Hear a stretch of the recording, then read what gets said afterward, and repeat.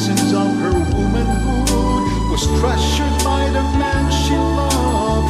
She built a utopia bigger than her small little world, 'cause she co-created 3 angels to succeed. Her wisdom of all was to early heed to Hades' call, yet she gently closed the windows of her soul.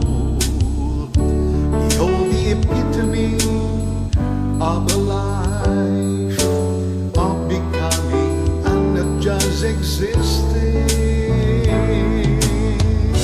She lived a life of a real human being.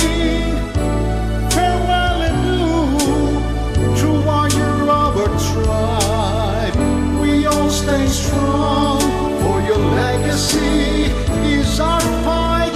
How lost is dues, gaining Mount Olympus. Someday in eternity shall we unite